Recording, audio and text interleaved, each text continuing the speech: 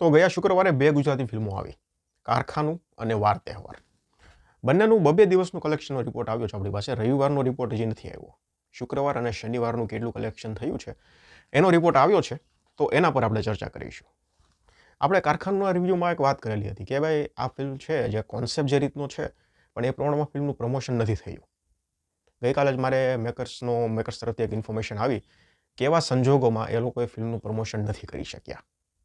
તો એ વાત આખી મેં સાંભળી અને પછી એના પર વિચાર થયો કે ભાઈ ના, તો મેકર્સ તરફથી તો કંઈ ઇશ્યુ નથી, પણ હજુ પ્રમોશન નથી થયું એના કારણે જ ક્યાંક ને ક્યાંક જો ફિલ્મ ઊંધા માથે પડશે તો એની પાછળ બે જ કારણો હશે. એક તો ફિલ્મનું પ્રમોશન નથી થયું, જોકે મજબૂરી હતી મેકર્સની એટલા માટે ફિલ્મનું પ્રમોશન નથી થયું એ વાત આપણે એક્સેપ્ટ કરીએ છીએ. શું મજબૂરી હતી એ મારે તમને કહેવા જેવી નથી, પણ મજબૂરી હતી. પણ બીજી એક વસ્તુ એ હતી કે ફિલ્મની રિલીઝ ડેટ ક્યાંક ને ક્યાંક ખૂબ સારી એવી કંઈક નક્કી કરીને સારી એવી સમજી વિચારીને જો સિલેક્ટ કરી હોત તો પણ થોડોક કલેક્શનમાં ફેરફાર થાત, મને એવું લાગે છે. પણ પછી જે પ્રમાણે શો, એક તો વાર તહેવારને જેટલા શો મળે એની કરતાં ઓછા કારખાનું ફિલ્મને મળ્યા છે. એટલે રિવ્યૂ તો બંને આપણી ચેનલ પર અવેલેબલ છે, તમે જોઈ લો. હવે આપણે અત્યારે વાત કરીએ તો 2024માં ઘણી ગુજરાતી ફિલ્મો આવી હે ને.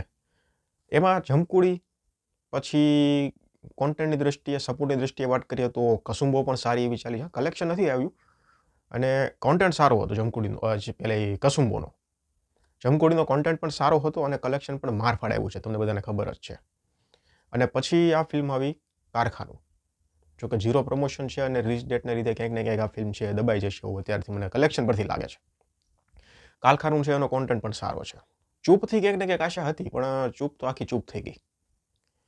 પછી વાત છે કે આટલી બધી ફિલ્મો આવી 2024માં, પણ 2 થી 3 ફિલ્મો એવી નીકળી જે પબ્લિકને પસંદ આવી અને કલેક્શન સારું એવું નીકળ્યું. મેં આ વિડીયોમાં મેં કમેન્ટ્સ બધાની વાંચી છે. પબ્લિકને આ ફિલ્મ ખૂબ પસંદ આવી છે કારખાનું.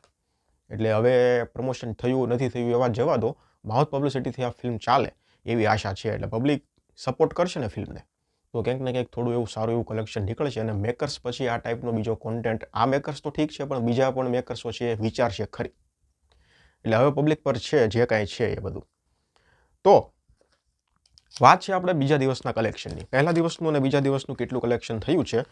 તો પહેલા દિવસનું 1 લાખ રૂપિયા હતું અને બીજા દિવસનું 2 લાખ રૂપિયા હતું. આપણું પ્રિડિક્શન હતું એ પ્રમાણે જ કે 3 થી 5 લાખનું મેક્સિમમ આ ફિલ્મનું કલેક્શન હશે. એટલે શો તો આપણને ખબર જ છે, એક થિયેટરમાં એક શો હતો આ ફિલ્મનો. એટલે બે દિવસનું ટોટલ 3 લાખ રૂપિયા કલેક્શન આ ફિલ્મનું થયું છે.